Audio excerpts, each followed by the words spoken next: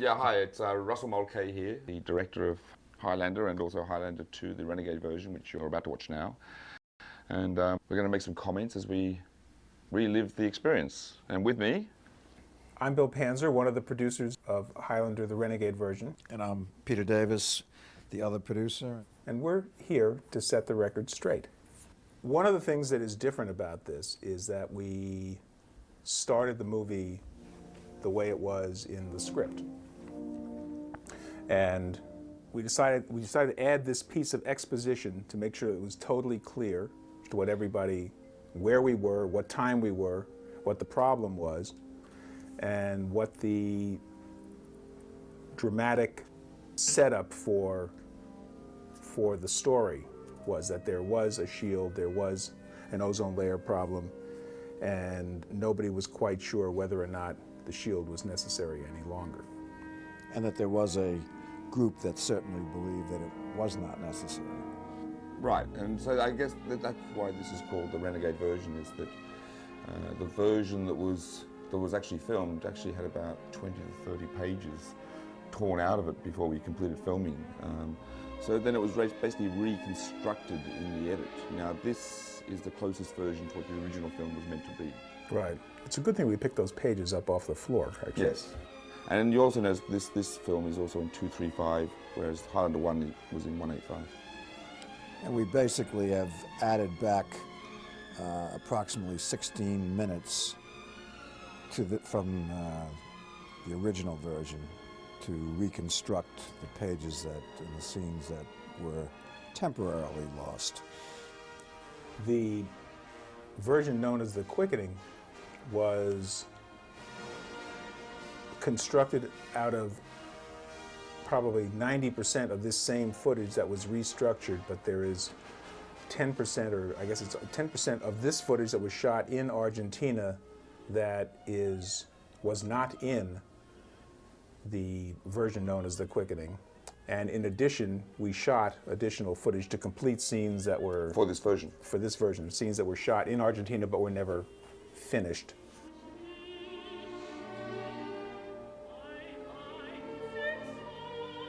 This is a very interesting setting. Maybe you can, Russell, you can give a sense of how you worked with the maestro.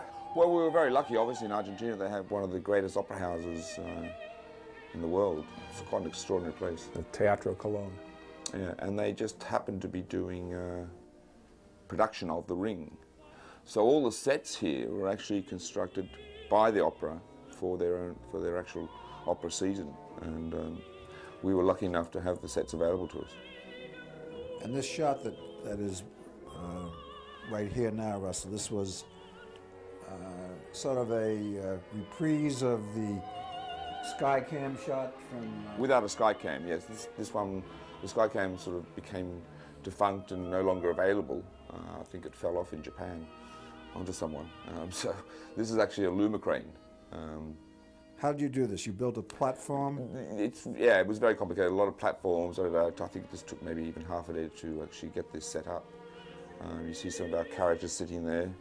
The platform, as I recall, was first built, and then you went out... It was in the wrong position. Yeah, it was in the wrong position. You went out and tested it and kind of jumped on it, and it moved. Right. And as opposed to having to hold your trim self, it had to hold a crane and 15 other guys, and had to be rebuilt overnight in order to get it ready to shoot the next day, which somehow we did. It's a luxury in filmmaking that you don't normally have.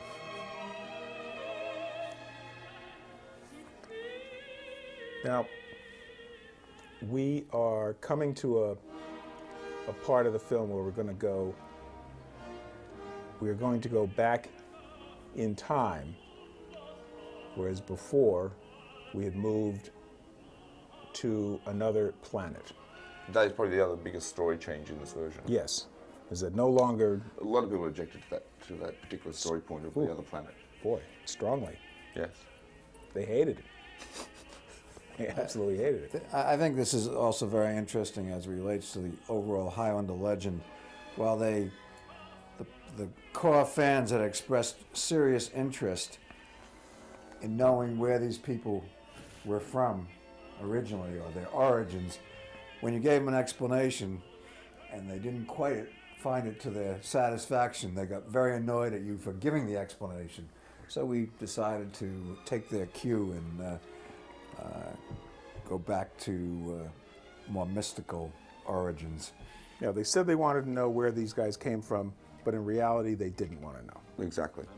Yeah.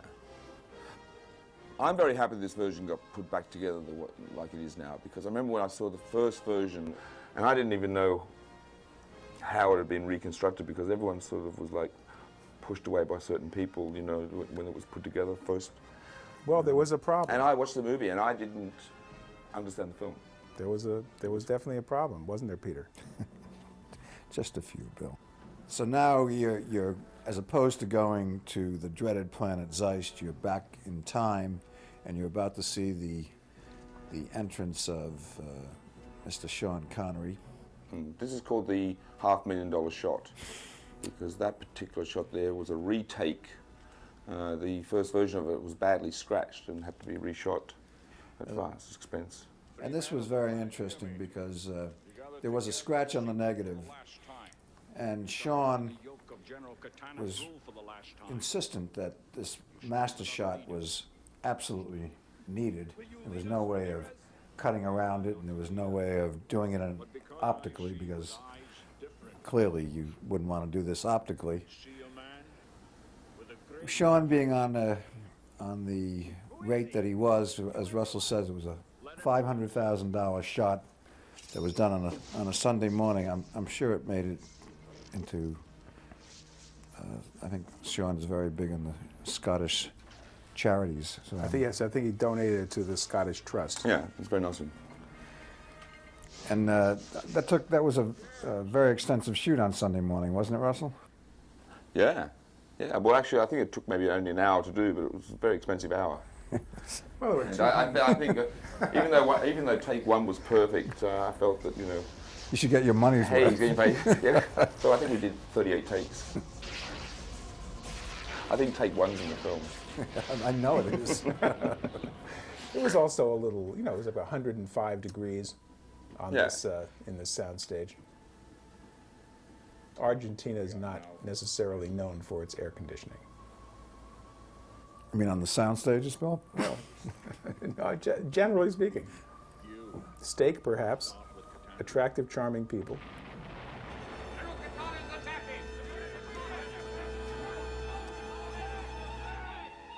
Now, this was a transition that was originally designed by Russell, designed to be in the film, which was not. The transitions basically in the original version were not what Russell had. Yes, and also there was a number of transitions which is still not even in this version, because, like I said, there's still some things that were never really shot to connect. But you'll see some do work. Oh, that wasn't bad, Russell.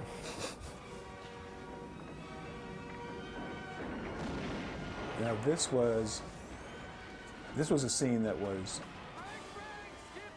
shot for the original version of the film, but it was shot in America, shot in Zuma Beach. yeah, right, Or someplace near Malibu, and as opposed to the Valley of the Moon. as opposed to the original location in Argentina, which was the establishing shot for this time in the past.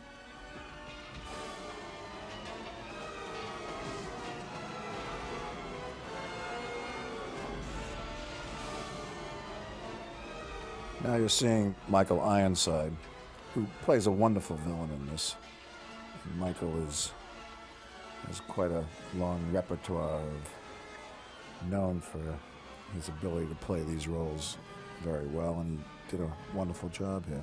Well, but also what's changed here is the thought that these guys were all people who needed their heads cut off. They were all that has now been adjusted to conform with both the script and the legend, that these were the only people who were immortal so far in the movie were Sean Connery, Christopher Lambert, and Michael Ironside. And they were having, within that society in the past, they were having a struggle of their own, as they have all the way down through time, and they do in the present day. Bill's very good at getting around the Highlander loopholes, isn't he? Well, Bill's had a lot of practice. Well, no, as a legend evolves and becomes That's in the kindest way, of course. No, and taken that way. But as it evolves and becomes more complex, there are things that you didn't think of when we were making the first movie and the second movie that now have become part of canon and need to be addressed. And so as we were going back to put the picture back together, we had made those that's very true. adjustments. Because I mean, normally it's nearly bad luck to think when you're making a movie to think that, oh my God, then we must think about the sequels, because you mentioned the word sequels, and it nearly puts a curse on your film. So we foolishly, actually, nearly in the first one, actually really didn't think about the sequel. We killed everyone off. We made him mortal, and then it became popular. We went, Well, just finding a way of bringing Sean Connery back. Exactly. Yeah. I I don't think he thought he was coming back. Back in '86. His agent was excited to hear it. Criminals who, like you, possess this unholy immortality. Therefore, I sentence you both to this same exile. An exile into the future. What? Silence, General Katana. In that distant future, you will face other immortals Now, in trial by the whole picture has Only been one can survive. recolor timed Your way. to hopefully look more attractive. This scene has been trimmed in order to make it fit into the legend and the story. We have the judges / priests voiceover has been modified to fit into the legend as it is currently known. which is that Luckily, their mouths weren't moving, so we could put. I thought that was That a really great helped. idea, Russell. We knew that we were going to be Not right. sure of the script. Make it telepathic. Now go, and remember, there can be only one.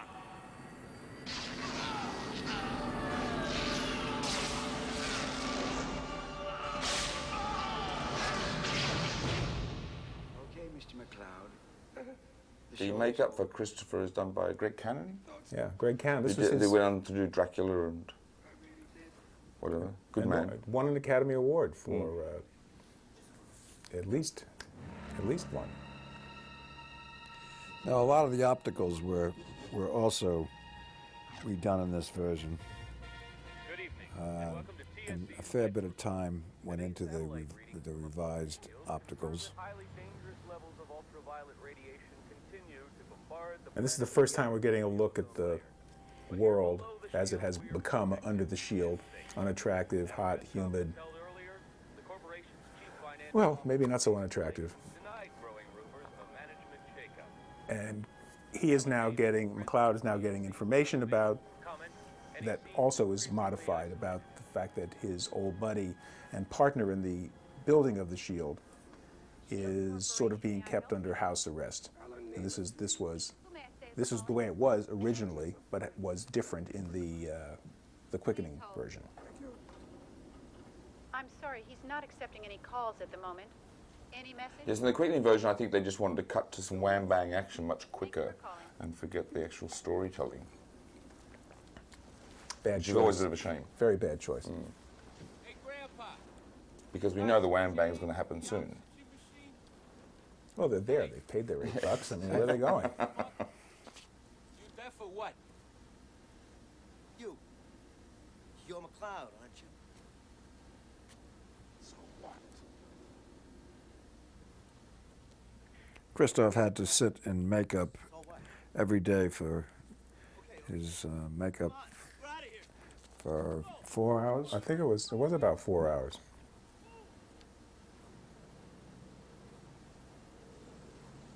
Now, originally, there were 12 shield installations scattered around the world, named after months of the year.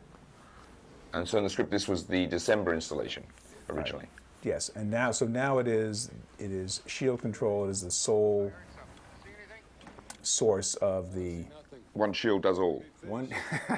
One shield does all. Now, again, this is different from the version in America and the version in England, because there wasn't a version in England which was different again from either this one or the American version known as the Quickening. Now the costumes for these, there's actually two costume designers on this film. These costumes were designed by Deborah Everton, who did The Abyss. So she's very sort of apt at that military, waterbound, because they do a lot of water stuff in this film. And the second costume designer is Bob Ringwood, who did Batman 1, 2, 3, 4, 5, 6. This damn location again was fantastic, and I don't think you could have ever done what we did here in any other country in the world. Yes, and the first time we tried that stunt, this someone had the idea that they would come down in like sort of a sled down the water. At the bottom of that waterfall, or the rush of water, was major spikes and rocks and quite deadly. The sled idea, which we shot, didn't work, and one of the stuntmen nearly died. And so then the new approach was to do what we call the flying fox idea. But it was actually quite horrific when it all went wrong. Right, but now is the flying fox used, which Well, not well, everybody may know about. I call it a flying fox because in the Scouts that's what we used to build. But This is our first look at Virginia Madsen, who plays the female lead in this. And she is part of the, let's say, guerrilla movement that does not believe that the shield is necessary at this point, or has serious doubts whether the shield is necessary at this point in time. We've got 30 seconds to get a clear reading. I guess this story was written when maybe environmental stuff was more hip. I don't know. I think so. It was... When people cared. Well, people are starting to care again, I think. I think it was a question of the ozone layer was... Right, which is actually now healing itself. And being Australian, I should know about the ozone layer and the hole. Well, the ozone layer is healing itself as We speak predicted. by this film. There you go. This was quite a special location. And the interesting, some of the interesting issues from a camera point of view were the difficulties of lighting this location, were they not, Russell? Yeah, because I mean, we didn't have all the technology we needed, and the equipment just was not there in Argentina, so we basically had to fly in Musco lights on a 747 for this specific scene. The DP, Phil Mayhew, wonderful DP, went on after this and shot Goldeneye, the James Bond film. Now this is the first view of what we call our city. We built this city. I think that the word that was said with great pride was, "It's larger than the Batman set." It was a huge set. Now this is one of the opticals that was originally designed, that was conceived of, that there would be a projection within the judge's priest's chamber that we never got to do before, so we got to do it in the Renegade version. In the Renegade version. And this is also part of tying up and making the concept of this film relate to the first film and the legend of Highlander as it has expanded over the last 5 years. Great hair. You had a good time with these two fellas, didn't So you, good. Russell? Yes. Now these costumes are now designed by Bob Ringwood. He's a talented guy. He is, yes. Don't think. He's an old man now. He'll be dead in a couple of weeks. I don't care. Find him for me. Kill him. So hard to get good help.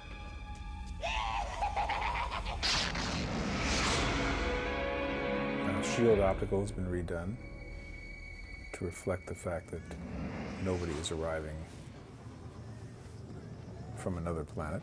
Right, and again, you've got to understand that the effects in this film, again, really was before CGI. You know, actually, these effects were at the very, very beginning of CGI.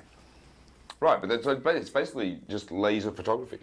Right, but this was a combination of some of the most successful and imaginative special effects houses working today, asked to create an effect that we would sit there and discuss what the shield was going to look like, how we were going to do it, and it was very, very much new territory. That's true.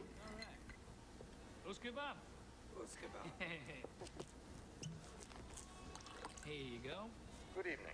Reports have just come in of a terrorist attack on the Shield Control Center. According to information available at this time, the group calling themselves Cobalt successfully made an attempt to enter Shield Control for propaganda purposes. The Shield Corporation had this comment. Cobalt is doing is insanity. Any tampering with the Shield of any kind endangers the lives of every man, woman, and child on the planet.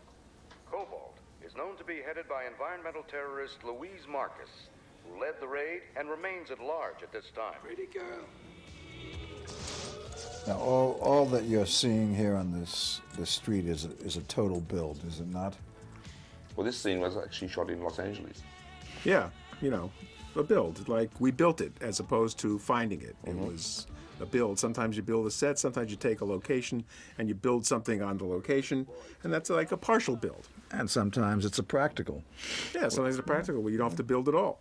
Hey, I asked you a question. This actress here actually was Virginia's best friend.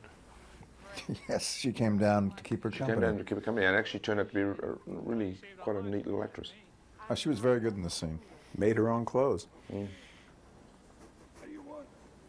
you ever think about that before you covered the sky with that shield? Drunks are always the best things to play, aren't they? Yeah, I've been working on it. I'm nobody. All right? As you hear the clinking of ice. Don't turn your back on me. This is background noise for the bar scene. Yeah. Right, now this set had a front, but the back was open to shoot those, if I remember correctly. Right. Yeah, so basically this street that we built had interior exterior sets that you could go through and in and out. Come on. Roger Hall was the production designer. Chariots of Fire. A lot of BBC I'm sorry, Mr. McLeod. stuff. Award-winning stuff. Award-winning Yeah, stuff from BBC. very special. Very talented. Very good guy. Are you all right? Difficult, but difficult is also good when it's mixed with talent. There, Mr. McLeod. I'll be right back. Difficult is only good when it's mixed with talent.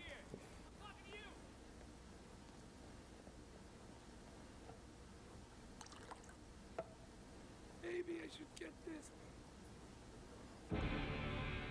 The shield, which has always been a fact of life, a normal thing in their life at that time, is being somewhat agitated by the arrival from the past of Immortal. She's sensing that things are not quite the way they always were, but she doesn't know what's wrong. And so is Christoph, Connor, who is also sensing the right? arrival of another force from the past. But Connor is sensing the fact Connor's looking at his hand and saying, "Uh-oh, my hand is healing. I'm becoming immortal again."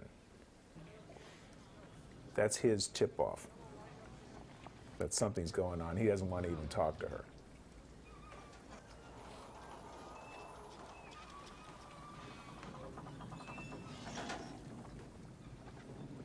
There's a lot of water on this set, Russell. Mr. McLeod? You like that look, don't you, Russell? I did then, yes. I'm Louise Marcus. It's not part of your I've moved to the dry period. Saves on shoes. I had some very disturbing news. Did somebody die? Unfortunately not. Goodbye, Miss Marcus. They were long nights. You know, I They used were to long think about nights. you. I remember that at this stage of the film, I had actually a stalker following me. Remember I had the bodyguard yes, down there? yes. I had this lady who wanted to kill me. And You're nothing but a tired old so man. everywhere I went during this whole shooting on the street, I had a bodyguard even to the toilet. It was These were very long nights for a very extended period of time. You find that after a week of night shooting, I need your help. starts to wear, and then after the 3rd and 4th weeks, which certainly we were there that long, weren't we, Russell? Yeah, well, the film's based mainly at night.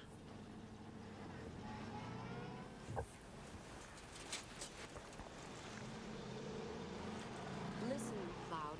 When I broke into Okay, so now he's obviously sensing something's... And here comes our major set piece within the street set that we built. What happened to them, Cloud? How long did it take to shoot this? 40 years ago, I'm an old man. The action part of this, Jim? I forget. I mean, we were doing... I think it was 7 or 8. It was like 7 or 8 days. This sequence coming up, the flying skateboard sequence. Yeah. Well, which is actually very fast. Yes. Didn't you both Peter, didn't you conceive a child and raise him to his bar mitzvah by the time we finished shooting this scene? Who are they? Where'd you come up with the idea of the flying skateboards? Well, I guess because it actually, it wasn't based on, but I've always been a fan of a novel called The Wild Boys by William Burroughs, which had certain sort of interesting, punky characters in it. And I just thought it was always an interesting idea. I guess being Australian too, and being a surfer, it seemed like a fun thing. I think the sequence that is coming up now between Christoph and these two characters from the past is one of the signature sequences of the film. Yeah. Very interestingly done. You can see the expanse of the set and Russell's ability to his camera work here. And no wire removal.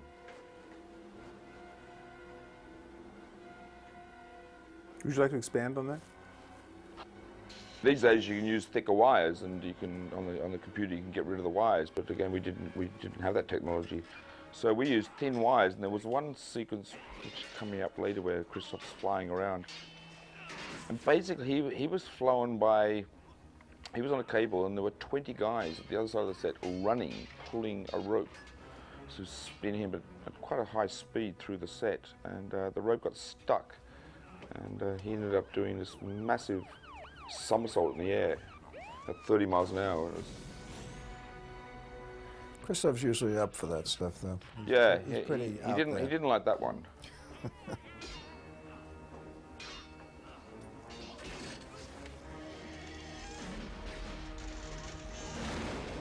At the end of every day, his hands were just cut so badly because they miss sometimes, and these swords are metal.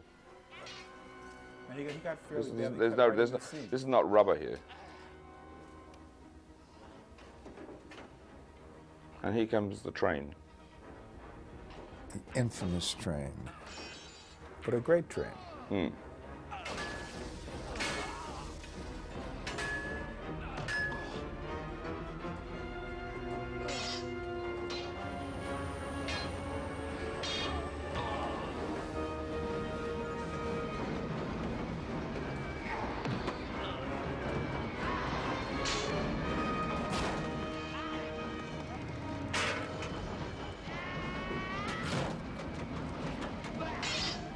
How many cameras were you shooting here with on this scene, Russell?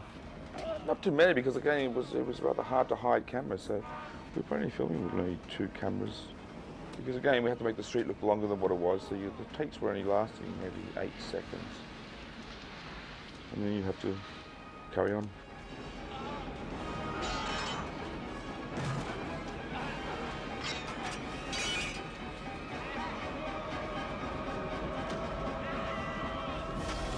That's called a beheading, isn't it? That's a serious beheading. That's one of the best beheadings in the Highlander history.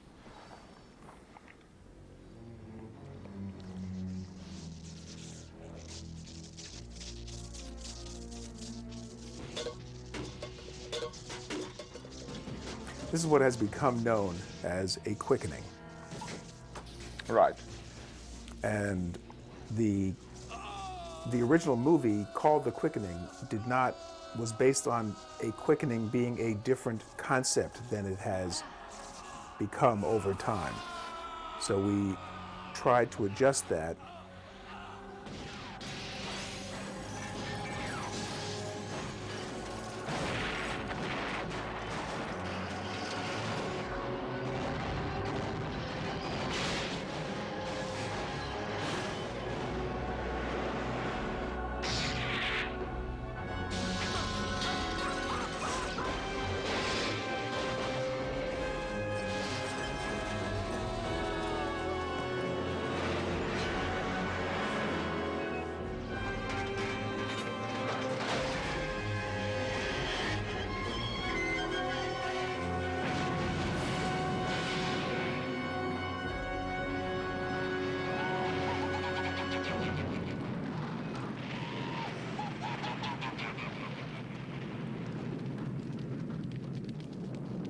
This look of Christoph coming out of the fire has really become known as sort of the Renegade look.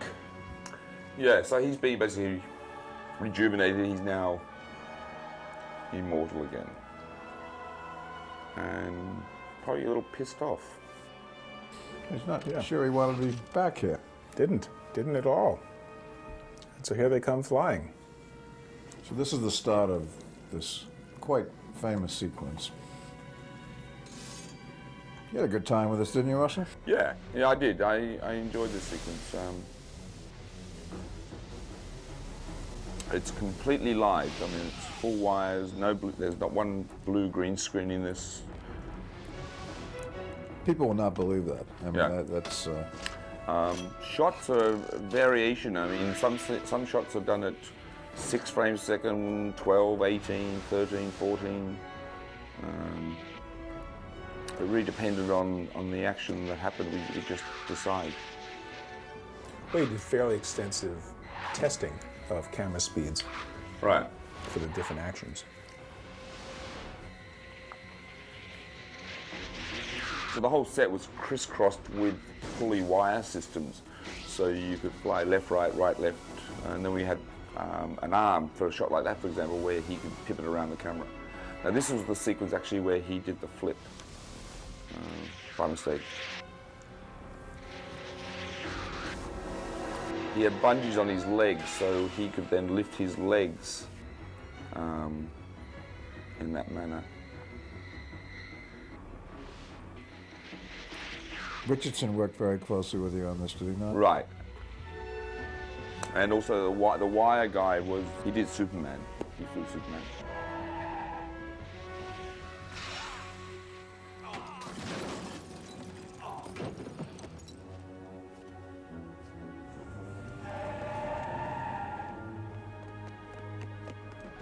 Going to say goodbye, Highlander. Why? You going somewhere? The funny thing also, this was shot just after, I guess maybe a year or two after the Argentinian-English War. Yeah, the Falklands War. And this actual set is built on Avenue Belgrano, which is the ship that was sunk.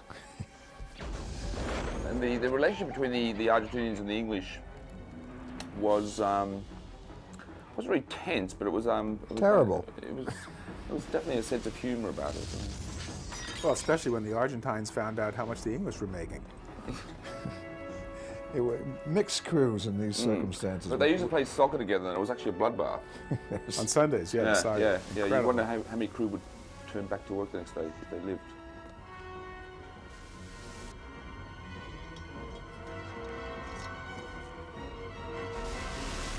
Come on.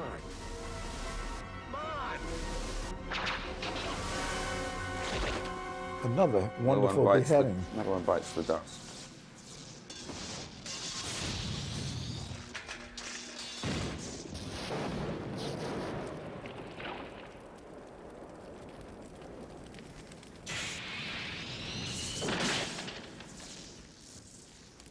Coming up, I believe, is Christoph and Virginia's romantic encounter after this quickening. Oh. Right. And I'm not sure, has that been... Not yet, though.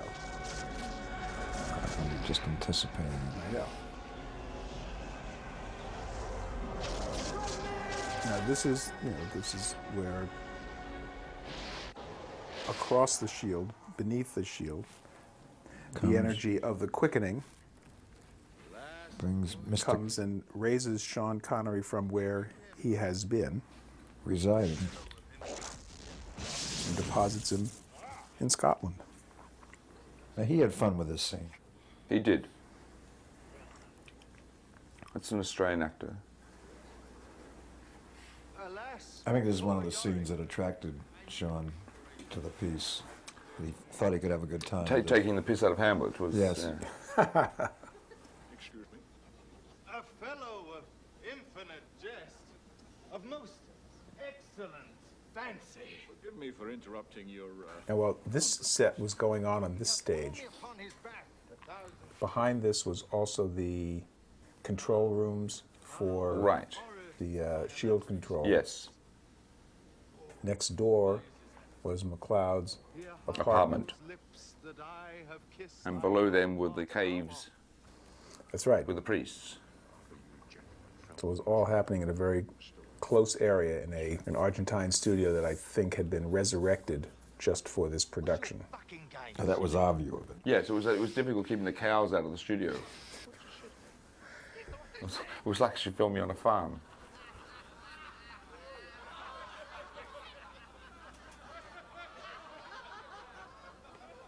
Did you have trouble directing the extras in Spanish, Russell? Russell's Spanish, I hear, is very good. See. I shall be on my way and leave you to converse with your scum. Farewell, dear shithead. Farewell. We had to film Sean in a very short period of time. And it was 8 days. 8 days for his entire role, and he was in the movie for a fairly extensive time. Yeah, I think, which actually it's one layer longer than we had him on the first film. Rather glad the magic works. This was an aircraft hangar. Yeah, and the reason that's on a real street, again, because down to scheduling problems, we didn't have time to go out and light a street for this scene with Sean, so this is actually just done in the studio. Now here. There you go, Peter. Here is where Christoph has his first romantic encounter with Virginia. And I think we made this a little more sensual as it was originally intended in the Renegade version than the original. Also, I'm sure some feminists would disagree with the word romantic. Well, she gets nailed up against the wall. Right.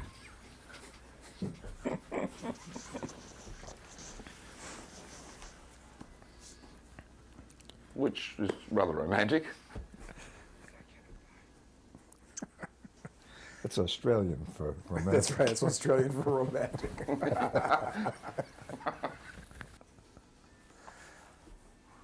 Actually, maybe that's the line. In the middle of the scene is that's Australian for romantic.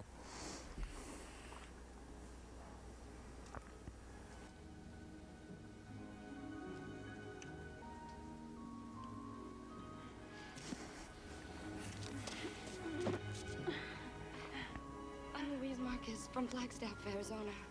Nice to meet you. Well, she's a very nice actress.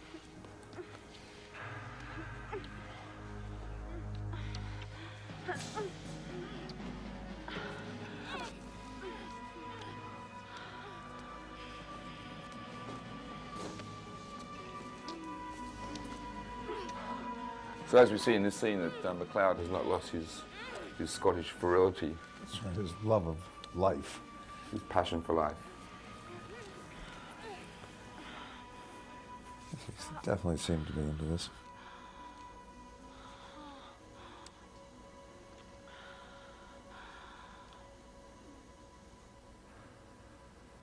Now this set was, what was your original thinking on this particular set? Because it really is a wonderful set.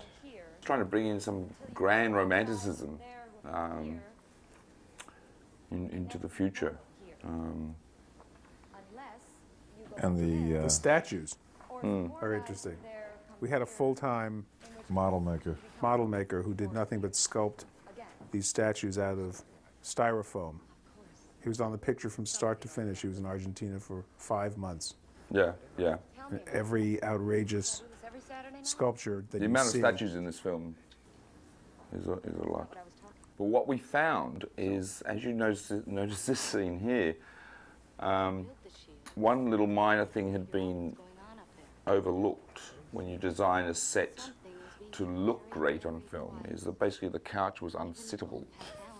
But it looked good. So it was a very difficult staging because it was like this rock-hard, uncomfortable thing. The table in this set now resides in my dining room. It was part of the extensive producing fee.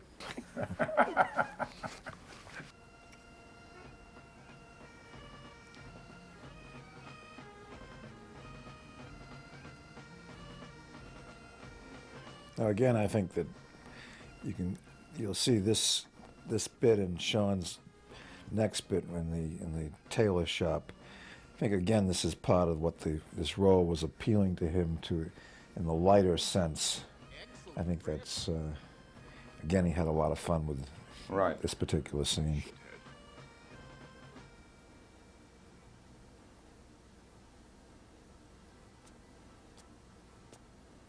Now the amusing thing is that this shop actually is Harrods in Argentina. This was the only other Harrods in the world. The rest of the store was functioning, and it was a huge department store. And we're in one section of it that's been redesigned to look like a Savile Row custom tailor. And in the meanwhile, you can hear that they kept playing, that background music was playing, and you can hear people chattering on in Spanish and the other languages they speak in Argentina, and everyone's yelling, quiet, quiet, quiet. Sean Connery, Russell, everybody's working. There's 80 people in the crew standing around, but it didn't stop them. They're shopping. We've got the thing cordoned off with cloth so they can't see inside, and they're shopping. They don't care. It's if they want to shop, you can't stop them.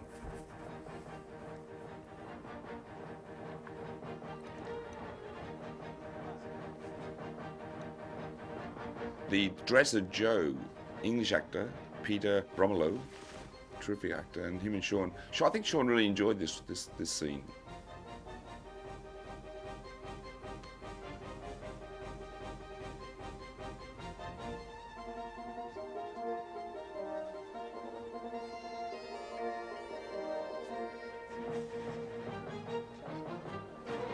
So I thought he looked pretty good after this suit got finished. He looked pretty sharp there. And of course, he kept the suit. With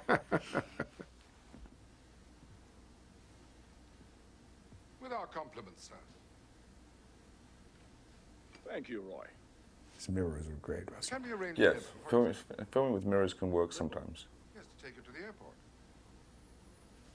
Airport? Well, you did say you had a long journey ahead of you. Yes. Well, I believe the fastest way is still to fly. To fly? So Sean's hearing a word he's never heard before. To fly. I'm going to fly.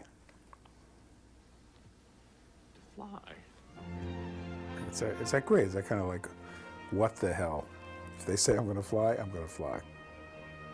The aircraft was a piece of aircraft about, 30 feet long, maybe? 30, 40 feet. And Russell thought it should be a propeller plane because it was retro. Things were, they couldn't fly very high. They had to stay under the shield. That's right. And the shield, we envisioned it kind of being 8,000, 5,000 feet, something like that. So the jet planes wouldn't have worked. So that's why we used the prop plane.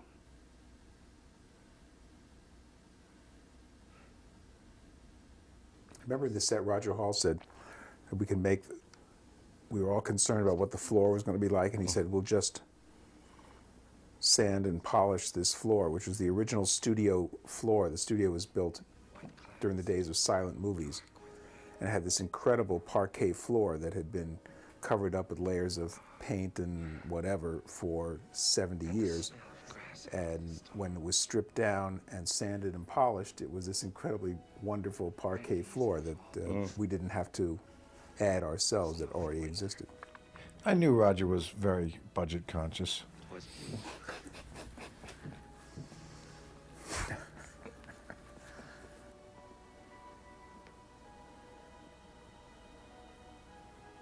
We thought it would last forever.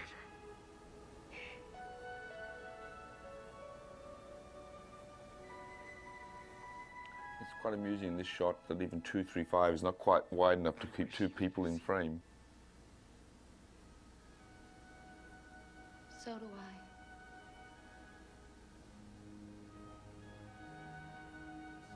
I. I'd like to. Just once before I die.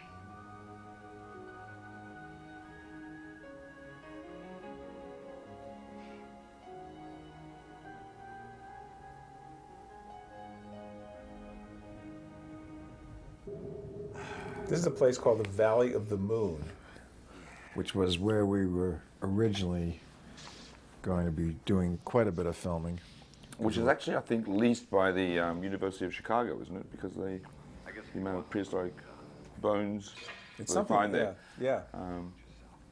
But it's quite an extraordinary place. And we, as I said, we originally intended to do quite a bit of filming there. Yes. Now, where'd you come up with this idea for the psychic chef, Russell? I mean, this is quite bizarre. Yeah, it is quite bizarre. I mean, I guess it's just, I've always, I think if I wasn't a film director, I'd probably be a chef, and maybe, I just know.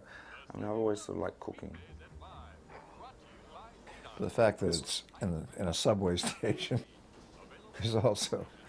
Well, this was a real subway that, I don't recall, was it was not a running line, or they closed the line for us? I think we owned the line for the night. And then we were allowed to dress the train accordingly, like that. Now, the scene that's coming up, Russell, was one that was very difficult for you to logistically handle once we get into the... It was, because as you'll see, the concept was that basically he gets on the train and accelerates the vehicle to extraordinary speeds, and to accomplish that, we needed to build sections of the carriages which could be lifted up basically vertically, and then basically drop people 30 feet through the air, so they're flying, being pushed back by the acceleration. It was handled well. We didn't really have any major injuries. A couple of broken arms. I said major, yeah. This sure doesn't look like Kansas. This thing?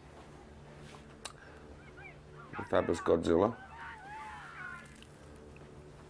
I always thought that was a good concept, to be able to have a television stuck in your eye.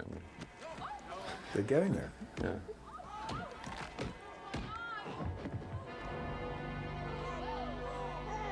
And again, this is put back in more complete form than the original quickening version. I think this scene in the Renegade is quite a bit more extreme than was in the quickening. You're a little one, aren't you? Bet you've always wanted to drive. Michael enjoyed this scene. He was quite out there on it.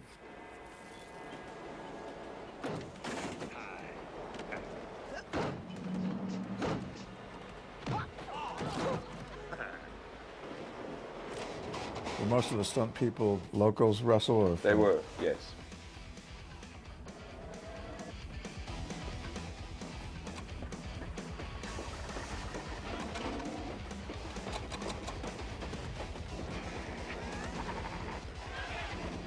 What you'll see is a combination of just a real train with wind machines, and then finally we'll get into our set, which we tilt hydraulically. So the whole train was lifted? The carriage was lifted, yeah. Was that a build? That was a build, yeah.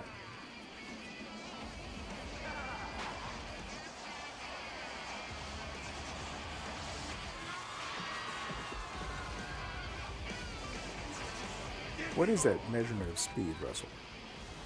400 what? 400 very fast. 400 very fast.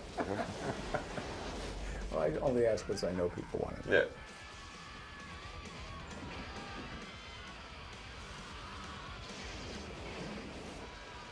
So this is where... So basically, yeah, we are dropping people down the set. And with the camera tilted, it looks like. Sometimes with descenders, sometimes without descenders. Yeah, mostly without. Pretty extreme. Yeah, it actually worked quite well. So they're hanging from the top of the car. And then let it go. Actually, it's a combination of stunt people and there's probably a few dummies in there.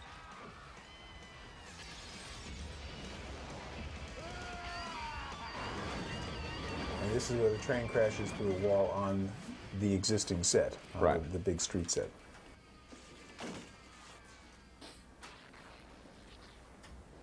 Good scene. So here's the Shield Corporation.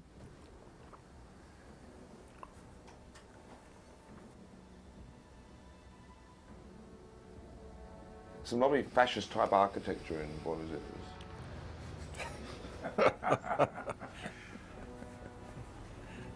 Well, you had to look hard to find it. Oh, it's a great period of architecture. Absolutely. If Albert Speer wasn't in prison, he could have designed this picture. Now, the sequence that's coming up here with the beginnings of the Shield Corporation has been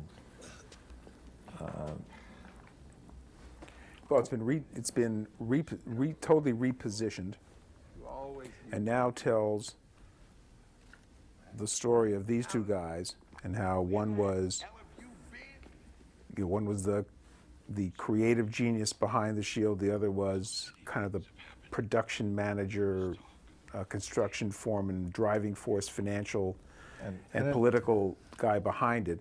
And in the quickening, this was told in a linear story as opposed to a flashback. That's coming up. Is that not right?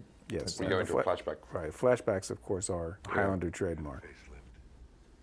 Something like that.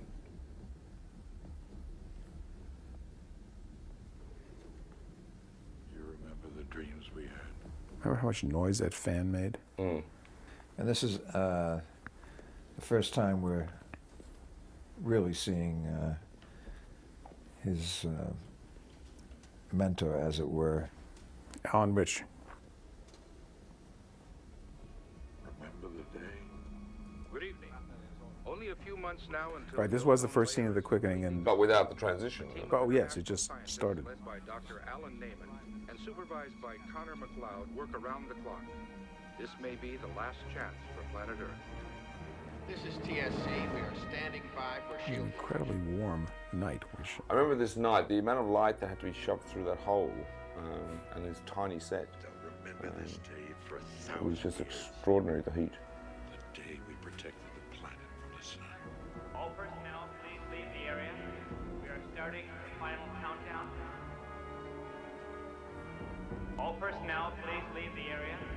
We are starting the final countdown. TSC, this is Florida Control. Now, all this work was done back in Los Angeles by Right. Sam Nicholson? Sam Nicholson. All the special effects models and the satellite and the process shots were all done back in Los Angeles by Sam Nicholson and his company Stargate. TSC, this is Houston Space Control. The satellite is in final receding position. You can start final countdown. Stand by. Russell, is that you? My goodness. Oh my God. You enjoyed that. I did, you know. I mean, I normally don't do cameos because I think they're a little naff, but I felt it. Florida Control, this is TSC. December Shield installation is ready to receive. To all power sources around the world, this is TSC. We are ready to receive. No, were you there pictorially, but you actually had a line, Russell. Yeah. Okay, boys, let's make this a good one. 6. The world is watching. 4, 3, 2, 1. Ignition. Now, again, all the shield effects were done obviously back in Los Angeles by Sam Nicholson's company. Yeah, basically it's a refraction of laser technique.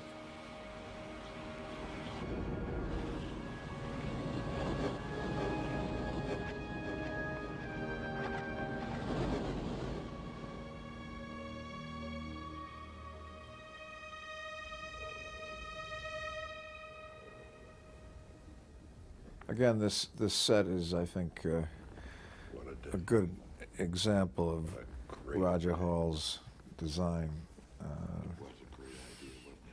abilities. It still is. But you don't know what's in Okay, so Alan knows that Blake has probably got his office tapped. So in order to get the information across to McLeod, he uses a kind of sophisticated computer screen where it prints the images out on glass, and he thinks that nobody is observing this conversation when in reality we're going to find out, of course, that this was a silly thought because he's listening in on the computer just as well as he would be listening into the voice. And he's also getting part of the information as to where you go above the shield to really test the atmosphere to determine that the shield is no longer necessary.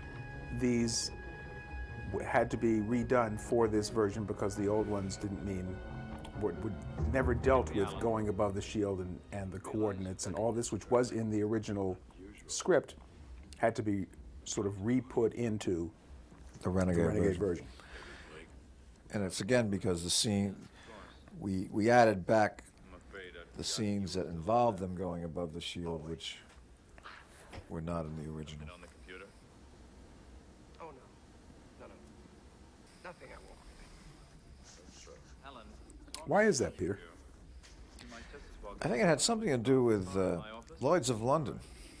I think they were a little upset about something about it being a touch over budget.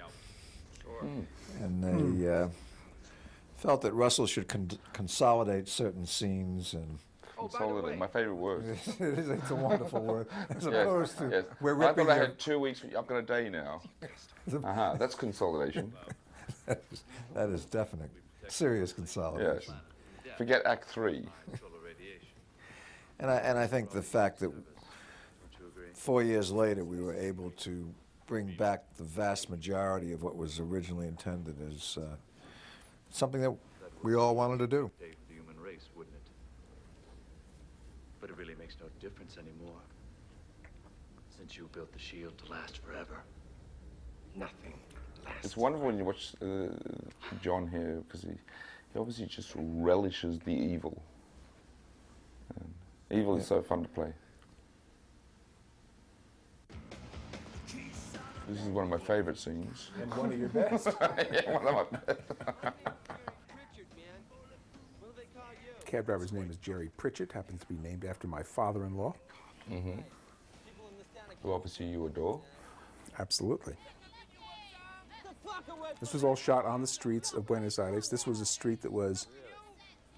What would you do to this street, Russell? This is one of these classic things in films that you see how long it takes to shoot. If you watch closely to the top right-hand screen as it tilts down, you'll see the dawn. It's the shield. The sun's coming up. It's the shield, Russell. Well, okay, now we call it the shield. There's always these panicky shots at the end of the night where do you have enough time to do it? And the statue at the front of the building, again, was your design, was it not? Yeah. Statues, for some reason, seem to play a very important part in this film. I guess for its mythology. Out of control! You and my sister, man, forget it! I should introduce you to you. You can sit around and compare tattoos or something, man. You're crazy! What next, man? Now, if he knows one of his kicks is out of sync. Could be this one. Actually, no, we edited it rather well.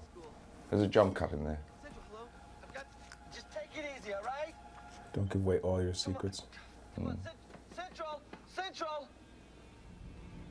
Shit.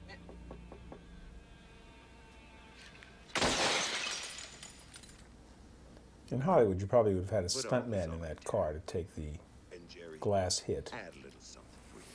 Now again, in the Buenos Aires, that was our boy. Again, in the quickening was quite a different reordering of these scenes. Right. In fact, I think in the quickening, the cab driver is not killed. That's correct. In the original, in the first version, he was not killed, which is actually a great scene. Forgive me asking yet again, but how do we remain so high above the earth with safety? By drinking.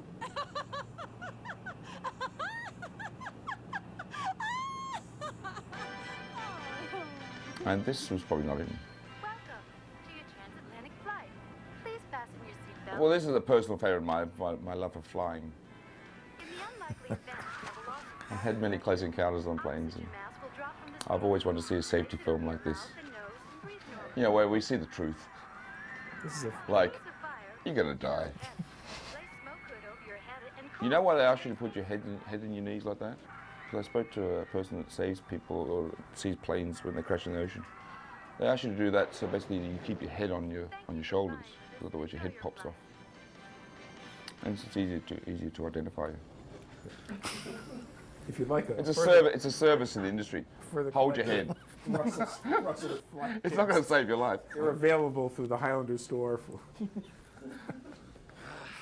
Flying with Russell. I think that was inspired by our experiences location scouting in the Andes when all of us almost didn't make it back to Buenos Aires. It was quite... And we landed on some salt lake, and you and I actually didn't get back on the plane. We actually hitched a ride with some locals in a truck. With chickens in the back. Yeah, down through the Andes. Now again, I think in this scene, Sean's dialogue is a little more graphic in the Renegade version than in the Quickening. In fact, it's well known that the dark-haired ladies like to sit on the man's face. She seemed to enjoy it quite a bit. May I have some water, please? At which part? No, thank you. I never eat anything I cannot identify. Thank you. That's not entirely true, of course. The cemetery is quite a national landmark in Argentina. And this is where Evita is buried. Right around the corner. Now this was the scene that opened the Quickening. The sun is killing us. Help the ones that are still alive. And it fits so much better here. Hold my This is a very pivotal moment, because this is when he decides to build the shield. When McLeod looks down, sees his wife, and she says, you got to fix it, you can't let this happen to other people, and he promises that he's going to do it. I will. It shows the radiation effects that were happening before the shield was built, and that the caused hundreds of thousands of people to get in the exact same condition that McLeod's wife found herself. Right. Especially the 700 or 800 dummies that are lying in these hospital beds in the yet another aircraft hangar. This was meant to be the Luma crane shot, and the first day of filming, and the crane hadn't made it through customs. So we basically built a fake crane for this shot. For this particular one, right? This shot here, yeah. I think it was basically a truck with a guy on a ladder, climbing the ladder as it dollied along. Strong guy, though. Yeah, he had to become inventive. Good improvisation, Russell. Yeah. And then, of course, now he's back in the present, our present, and he's in the cemetery where his wife is built, and he's, this is where the whole thing ties up in a way that it never did in the previous version. Needless to say, the cemetery doesn't exactly look like this in real life. No, of course not. No. I mean, the whole idea of the shield and whatever was that under the shield everything becomes humid, very moist, and so you get a lot of the moss and whatever. There's a price to pay. So frail. So very. Now, if I remember correctly, this was also at the very beginning of the shoot. This is the second day. And we hadn't quite decided on the length of Christoph's hair. So in this scene, you'll see that his hair is actually much longer than it is in the rest of the film. Yes. What do you mean? Well, that kind of respects the humidity theory. That he had to cut it because it was too hot? I mean, it just grew like crazy. And now I'm back to square one, immortal, again. So, Katana, let's see who goes back after all. Yes, they both seem to have an obsession with hair. Well, it was wig hell. I just might say. Get off! Remember the golden rule, Highlander. We must never fight on holy ground. And this is holy. It was convenient, wasn't it? These priest and these people just happen to be passing Yeah. by. Now there's a shot here of Michael, which has always amazed me. Watch this shot of Michael disappear. There's no cut. Use it. It's going to rust. It's brilliant. How did you do that, Russ? He did it. And I still can't pick it. You can't. I cannot pick You that. can't. How Seen did, it a how did thousand you do, times. how did you do that, Russell? Or how did you do it? I think Michael has a pact with the big D. Yeah, it's impossible to make a Highlander movie without one of these shots. This is called Let's Make the Audience Giddy and Sick. That's sort of how long you decide to leave it in. It's just when people, How when people giddy and sick do we want them? when they're reaching for the air sickness bed. Mm. How'd you shoot this? Again with a Luma. The camera spins. And she walks the same speed as the camera, so she doesn't appear to move and the set appears to move. It's the same idea of Fred Astaire going around the room. And now she's coming into his memorabilia room, where he has pictures and souvenirs from the ages. Yeah, I mean, he played for Yale in 19 whatever that was, and he was a gunner in World War II, and he was captain of a ship called the Rosemary, and this is the log of the ship, which is the only thing left from when it sank, and with all hands, and he alone escaped to tell us. This is the first time she gets a sense of what it must be like to be immortal, to live this long, and to be alone. She can't quite put it all together. She's looking now at B.D. Edney from the first one. H1. Yeah. And this whole street was extensively dressed to bring it up to or down to the time we're talking about. Here comes our boy. Again, the positioning of these scenes is vastly different than in the Quickening.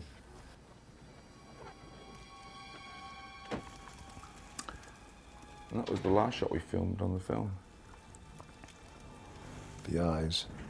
Mm-hmm. That's right, because on take 4, he says, it's a wrap. This is the most extraordinary location. This is basically built by the British. It was some water treatment plant from the Industrial Revolution. It was like, it doesn't work anymore, but I mean, it's just quite extraordinary what they built in those days. They built and the British did a lot of architecture, a lot of building. They built the railways down there, and they built these really quite wonderful buildings. Now, this also was not in the Quickening.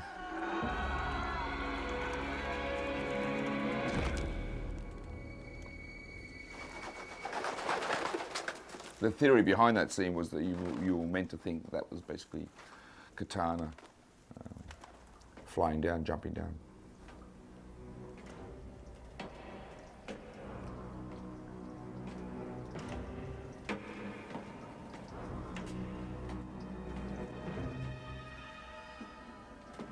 The practicals were quite astounding, weren't they? Mm.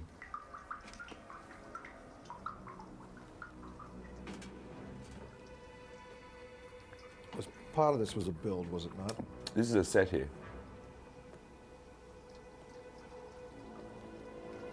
Well, at this time we were using every studio they had in Argentina, plus most of the Every aircraft warehouse, hangars anything. and warehouses, and yeah. Anything we could find.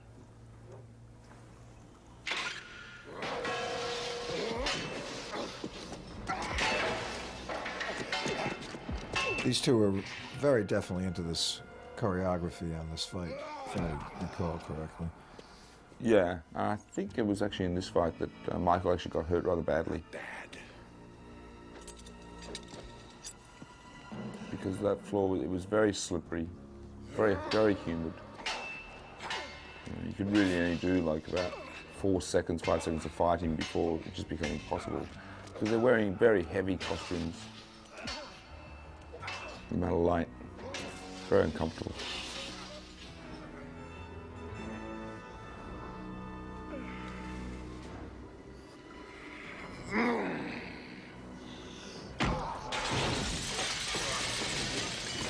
It's another one of those sculptures.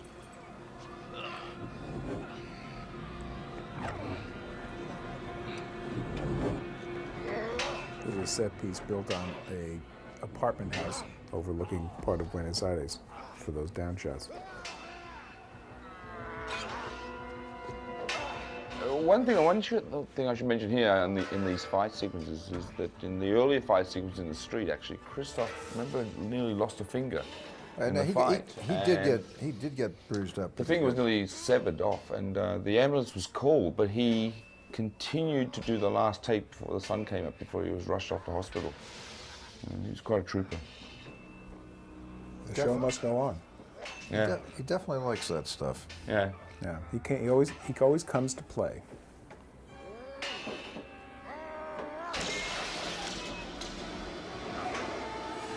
This is an elevator we put into that building. And most of these shots are actually Christoph riding on the elevator. I think they're almost all him. Yeah. Except the last one. You mean that one? Yeah.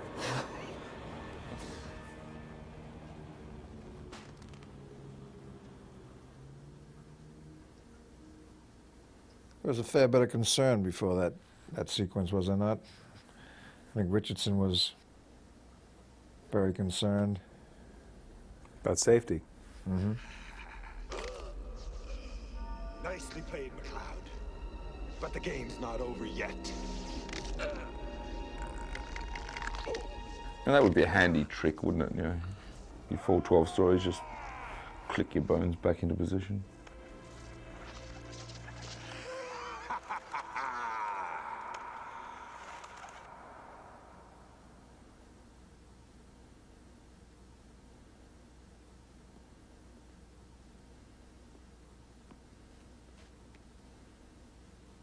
So now she's been asleep. He's come back.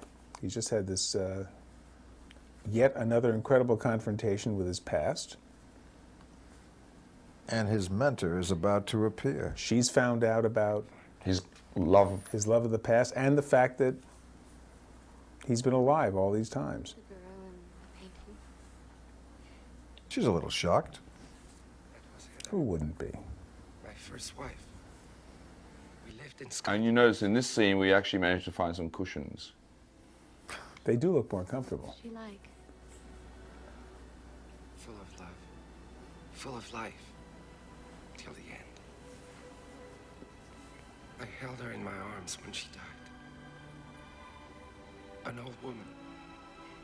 I still loved her. Christopher and Virginia were quite magical. Is magical the right word?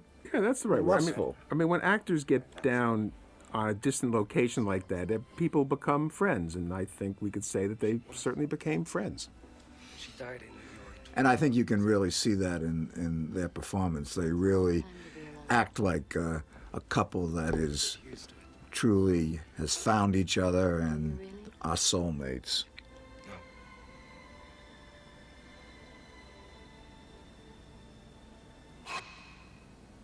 What is it? Oh, no, not again.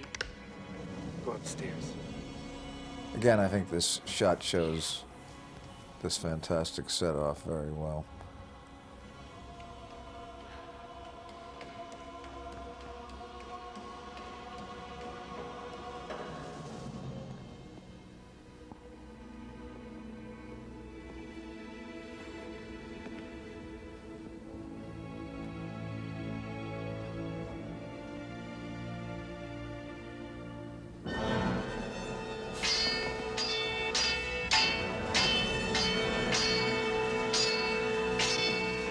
Who was doubling Sean and that was not all Sean in this sequence? No, all the wide shots actually were shot, I think, Rocky? the day before. All the wide shots was, I think, shot the day before Sean arrives. And then Sean basically just punched in for close-up. So this is not Sean here, for example. And then basically we just showed Sean what we'd done. You know, Rocky has a very successful pub in Esher. Yeah. The good thing working with someone like Rocky, who works with Sean a lot, is that he knows what Sean likes, what Sean can do. And so that works very well. Now this piece of art on the right with the wings is a reproduction of a very famous piece of art, which is now in my house. That's a sculpture? The reproduction or the No. The reproduction. I see. It's this one here. Well, who can tell? Oh, exactly. I think you got the better of the deal, Russell. I think so.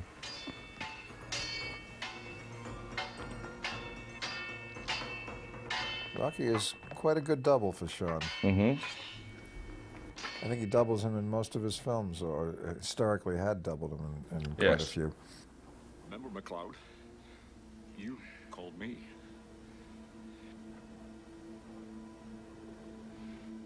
Hmm?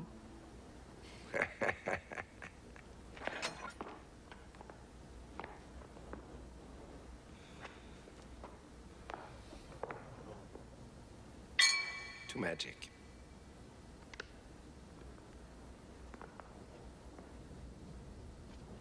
It's nice to see that some things have actually improved over the years. Is this private? Not necessarily. This is Juan Sanchez Villalobos Ramirez. I think these two play much more of sort of the bawdy, the bawdy sort of two chaps in this film. More so in the first one. The first one was much more the father-son. The teacher, father-son thing. Yeah. You know, so. So, And now he was kind of an equal. Yeah. For a long time. Seems like an eternity.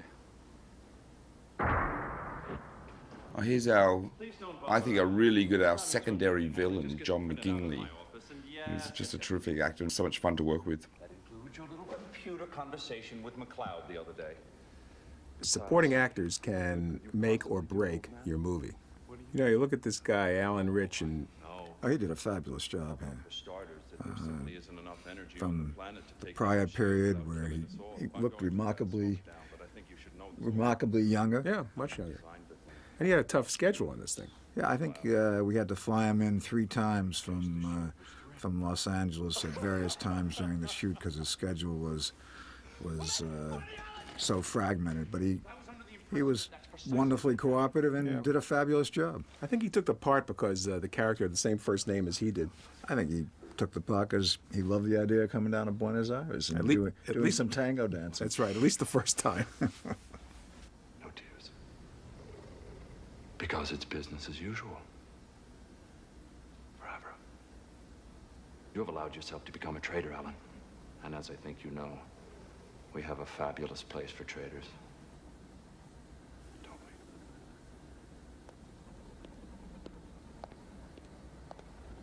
Gentlemen, I can now... I think this is the Central Post Office of Argentina, which obviously we've done some art direction on the right-hand side, on the walls. Surprisingly, we went down to Argentina nearly for one other reason, but we didn't do that reason. I mean, we went down there for the Valley of the Moon, for the cliffs and whatever, and we really didn't film any of that. And even the street scene, we built the whole street. So, but the main part of Argentina you see are in these incredible interior locations, which is well worth doing. But the actual Argentinian element of Buenos Aires, we filmed very little of. We basically created everything. The guy's dead. He's definitely dead. The theory was the whole board of directors was very young, vaguely foreign looking. That's why it was very good that we were in Argentina.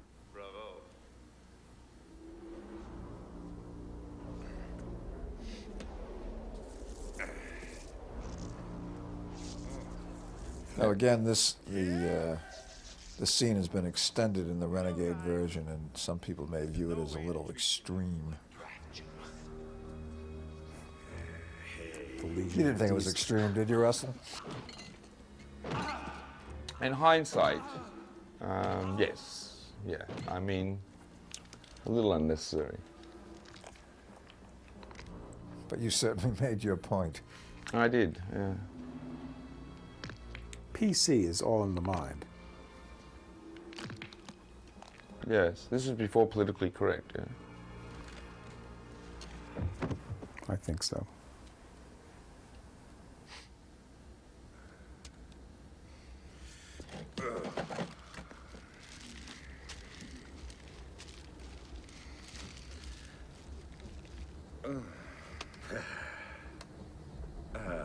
The ending of this between Michael and John is... Again, it's a little different. Yeah. A little different from what it was. I believe you. I think it was carried out a few extra beats.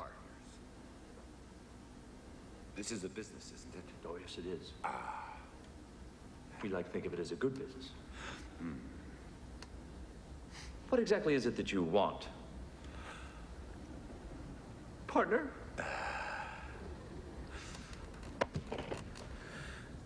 The Highlander. Right. Wilson, could we get on the Highlander thing as soon as possible? I think this was the scene where Sean was very anxious for this day to go quickly because he had a 2 o'clock tee-off time with one of the top pros in Argentina. So he was very anxious for the crew to move along quickly. Right. Roberto Di Vincenzo, I think it was. Yeah. This was interesting. We had to cut around some stuff there. We had a deal with some hamburger company that was supposed to have McCloud eating hamburgers in 2024, and we decided that was not such a great idea. So it was very tricky for Russell to edit this particular section. But he did it with his normal skills. That's where Naaman said there was a system failure. If you notice, the globe has the shield around it, and that's clearly was because in that era, that was a fair representation of the way the Earth looked. I think they gave that to McCloud as like a souvenir, one of those things they give you to put in your office when you've done something good. They gave him this globe to thank him on behalf of mankind for saving the planet. This is Max. What was the original concept of this, Russell? Of Max? Max was the maximum security prison. Max was supposed to be a large exterior that was constructed in the desert in the Andes Mountains. The idea is we were going to dig a hole in the desert so there'll be an actual ramp that they would drive down and have built a whole facade of Max, which now exists as a matte painting, and a couple of tunnels outside of Argentina. And it was pretty amazing that it came off the way it did. This is your Bonnie and Clyde. Yeah, Sean. I think this is probably Sean's least favorite scene because the amount of bullets we had on each of these actors was quite extensive, and they really actually do hurt. Got little bits fly off. No, you have explosive devices strapped to your body. So see, look there. Christoph must have had 40 explosive devices strapped to his body, and you're bruised after it. Yeah, making films is actually not that glamorous. One of the things about night shooting, though, is when the night shooting is finished, it's day. So we used to all go back to the Alvear Palace Hotel, which is like the nicest hotel in Buenos Aires, and that's where Russell was staying, right, and the cast and the crew, and and most of all, the stuntmen. Oh, right, and the stuntmen were staying there. So this crowd, who'd been working for 12 or 14 hours, a lot of it covered in rain and muck, and having set off explosions, being kind of pumped and not wanting to go to sleep, would come in at 8 o'clock in the morning, just when the bar was being used as for breakfast. And so the people were like incredible, right? I mean, the disparity between the very well-dressed Argentine businessmen and the California stuntmen slamming down tequilas at 8 o'clock in the morning was quite amusing, and they certainly looked at us rather strangely. Yeah, they put a bottle of whiskey in the middle of the table, and all the waiters would run and not come back until we left. But it was good fun. But certainly, your life is very bizarre when you have extended night shooting. You do finish early in the morning, and like any person that finishes at that time, you're not interested in going to sleep. Fortunately, also, everybody in Argentina stays up late and so sleeps a little bit late. So they have serious blackout curtains and blackout shutters. I mean, it can be midday in blazing sun, and it is absolutely, totally black in the room. So that would help us a little bit, whereas in California, this doesn't exist. Well, now this is a model that was photographed in Los Angeles, and this is a garage under the biggest street in Argentina.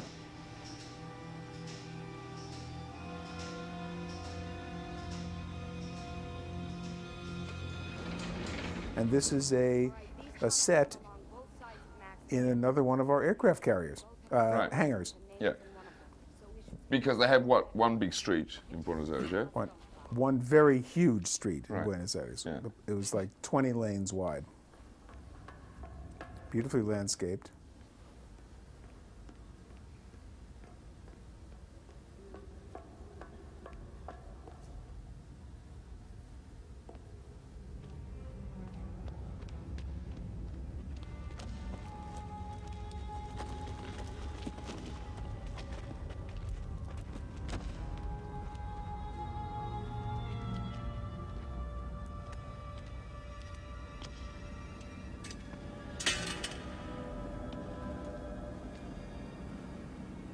And again, this scene has been reconstructed from the quickening to where he is now giving the coordinates.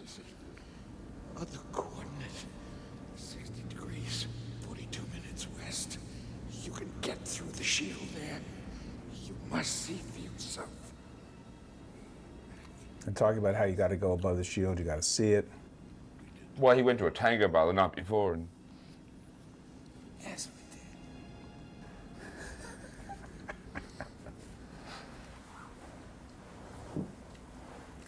tripped.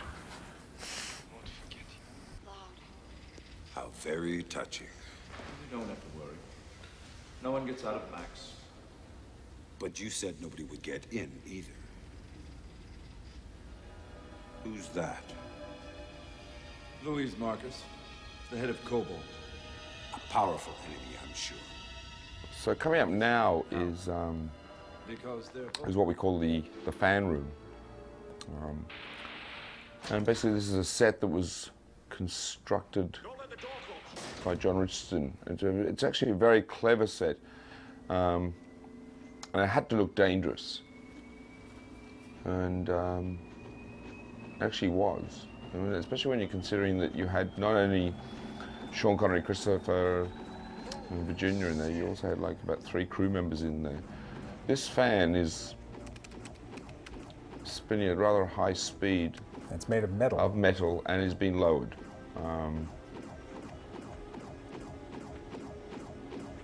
So when you're making a film, you always have a notion. You forget what you're doing sometimes, so you stand up, for example. And this was a point where you really had to think about what you were doing, because if you did stand up, you would have been decapitated. There are no split screens, no optical effects. And the fan is being physically lowered by a couple of guys holding a rope. There was safety chain and all that to make sure it didn't go down, but it was still being physically lowered down, and it was I don't know, it must have weighed 800 or 900 pounds. I mean, it was. But if you can summon it all up at one time, in one place.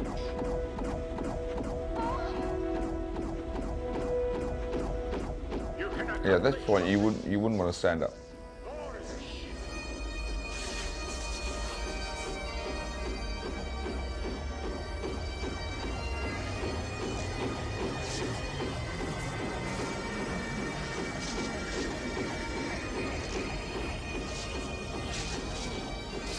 My time here is over.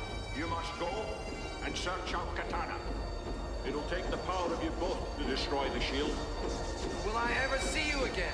Who knows, Highlander? Who knows? Go.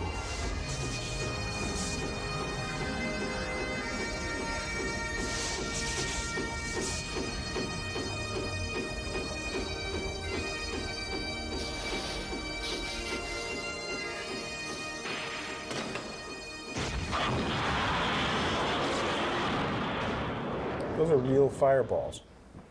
I mean, there's not, again, that's not a CGI effect. That's a real fireball.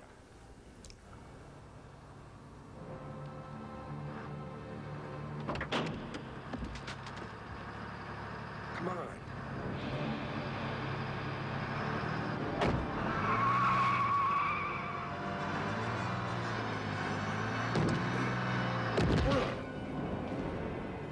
Outstanding! Well, here's a scene you've never seen before. Right. I mean, now the picture is running in its proper continuity. They've escaped, they're on their way, heading for the shield, shot on a very dangerous road in Argentina. And actually how we discovered this road was after that horrendous flight looking for locations up in the Andes. Peter and I decided not to get back on the plane because it seemed to me to spell instant death. So we hitched a ride down with some locals with their goats. And this road is quite extraordinary. Unfortunately, we didn't really have the time to shoot a lot of the stuff that we wanted to do. Well, one of the But hitches... It is one of the most dangerous roads I've ever seen. The hitch, remember the hitch broke for the tow car. Right, so we stopped filming, yeah. So then a lot of this fight, there's a few shots in Argentina and there's also a few that we redid in California. And we did these shots, the ones in California, 3 or 4 years after when we decided that we did want to do the Renegade version. Yeah. Because this entire scene was not in the quickening.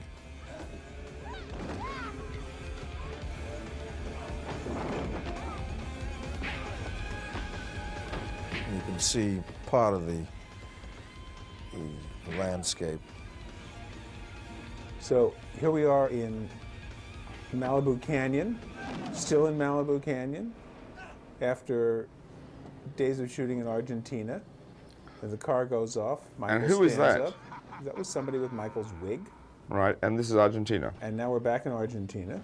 So it was an attempt 3 or 4 years later to reconstruct a scene that we were not allowed to finish for financial purposes and to allow us to... So in other words, instead of like paying that extraordinary airfare to go to Buenos Aires, you could just drive to Malibu Canyon. Malibu Canyon's a little closer.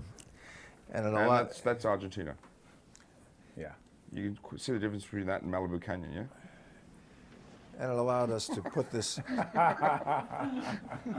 Russell, you always know what to say.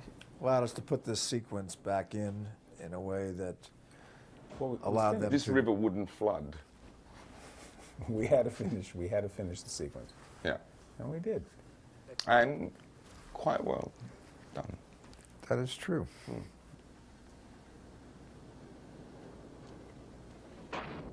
Now, going through the tunnel, the sound, all through this, the sound has been remixed, re-edited, added to, created for AC3.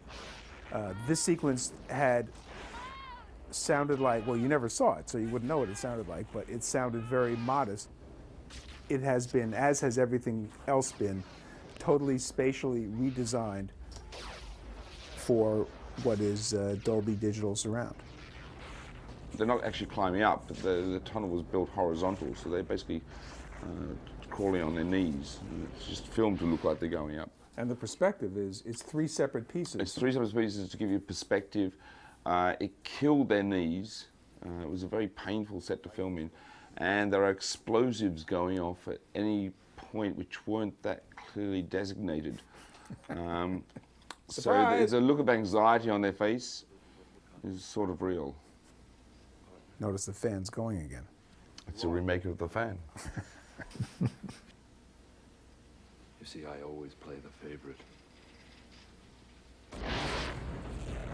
Meanwhile, that was really a terrific tunnel. It was a very painful tunnel.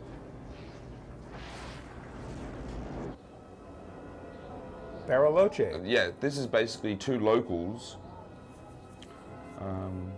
just up to the To get to this location. was a major It was done. Schlep. Yeah, they were doing it with llamas and things. Yeah, llamas and mules. Yeah, climbing and up, Dr. Dolittle. slipping and sliding. I mean, it was one of those wonderful experiences. So now they're above the shield. Very majestic. Bella Luce.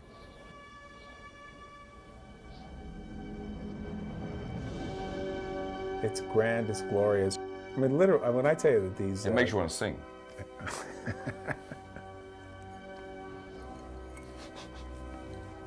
12 we guys. should have done a musical number here. 12 guys. No, seriously. 12 guys climbed the mountain with animals to make those shots. Movie magic. The shield's got to come down. There is only one way.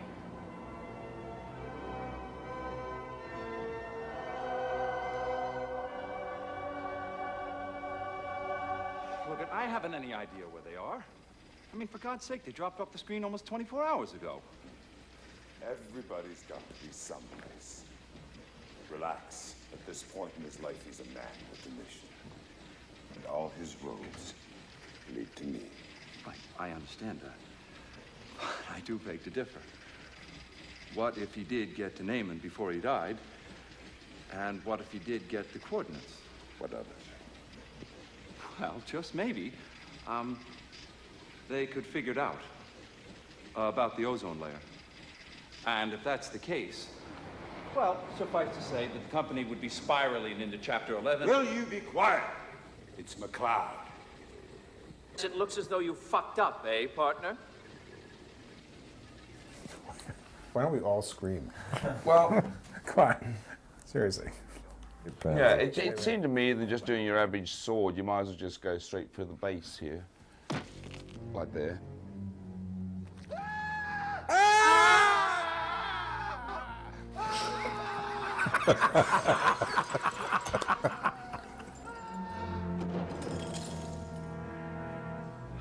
Then again, maybe not.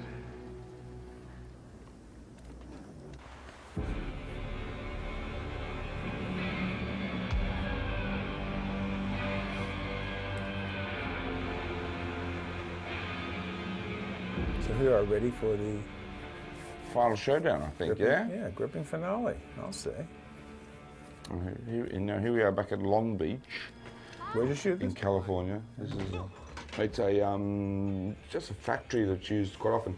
The most amazing thing is you go into this location down below and there are so many bullet shells because they've obviously done quite a few shooting films there. So you wade through shells of blanks. Nobody bothers to sweep it out. I thought this was the cooling unit for your wine cellar. This is my house before I painted it.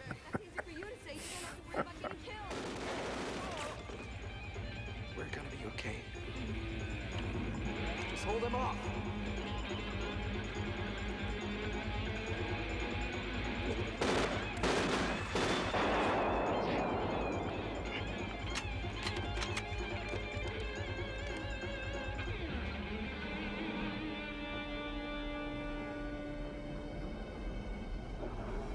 Okay. Ah, where are we? The famous beam. This was in I know it sounds hard to believe, yet another aircraft hangar in Argentina. And the huge space, vinyl floor, constructed with a series of circular concrete architectural creations of Roger Hall's. The ceiling piece, which was how big? Oh, about 6 feet. You mean Yeah. the foreground model? Yeah. Yeah. The beam basically is a screen with a light, and that actually is a foreground model. And then the beam was added optically later.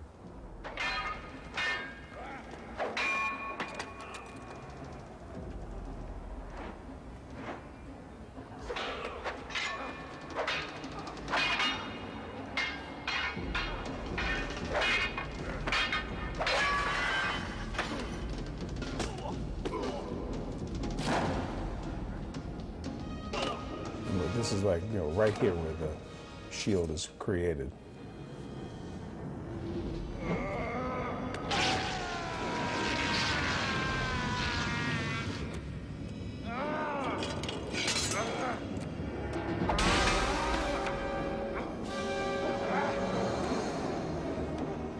notice that shot with the reflection, you can actually see the shape of the screen where the shot of the beam above is actually the optical.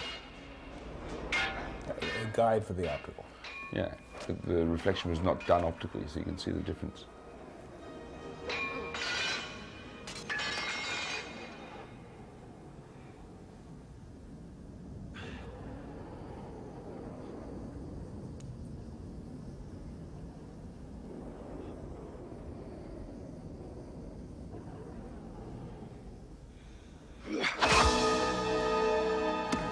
Good decapitation. Another decapitation. Really? Yeah. What that PG rating is for. And another quickening bang for your buck.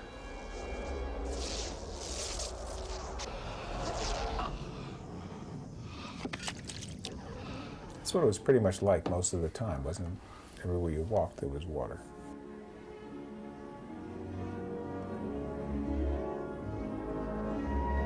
Now, a lot of changes were made. This is new music. And then what happens when the idea of seeing the results of the shield coming down is new. It'll take the power of you both to destroy the shield. New to the film, old to our minds.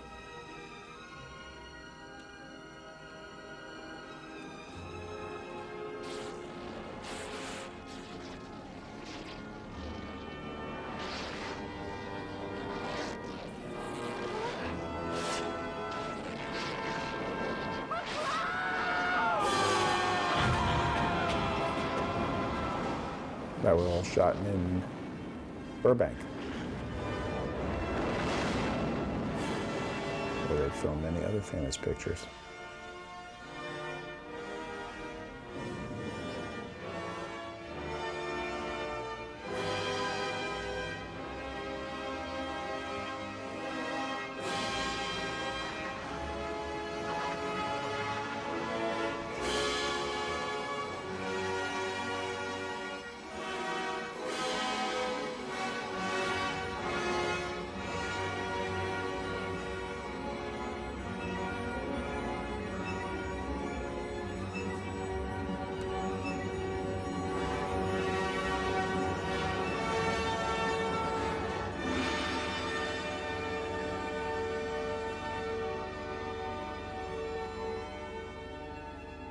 And as originally scripted. Now, the original end that was filmed has never, ever been seen, has it? No. And would never be seen, obviously. Unless there's Renegade. I think I was the only person that ever liked it. Oh, what, him going off to the other planet? Yeah. Sort of going off into space, yeah. I know, I liked it too. Peter and I actually paid for large parts of it. Yeah. But it's never to be seen. Never to be seen.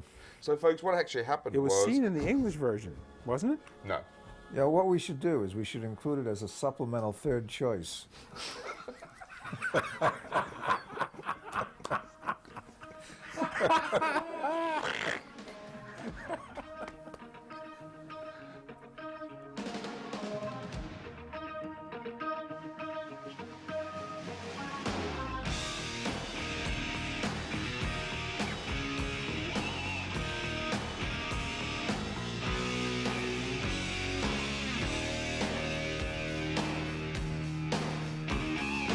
Maybe I'm wrong.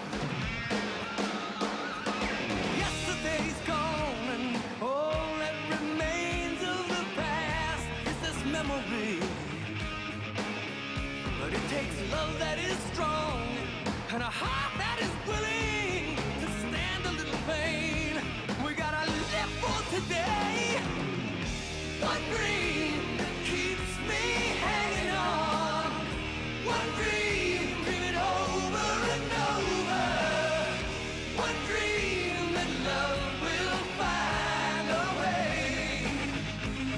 Find a way, yeah. One dream, that's all that I'm living for. One dream, dreaming over and over. One dream that love will find a way. Find a way, yeah.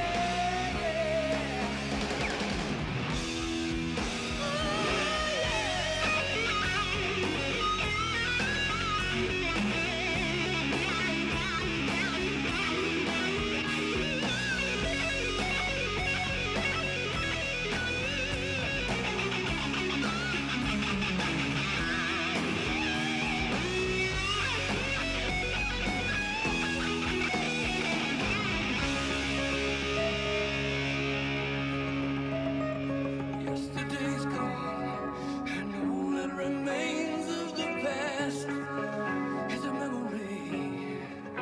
But it takes love that is strong, and a heart that's willing to stand a little pain. Oh, yeah, yeah. One dream keeps me hanging on. One dream over and over. One dream that love will find a way. And no, one dream that keeps me hanging on. One dream over and over. One dream that love will find a way. Find a way. Love will find a way.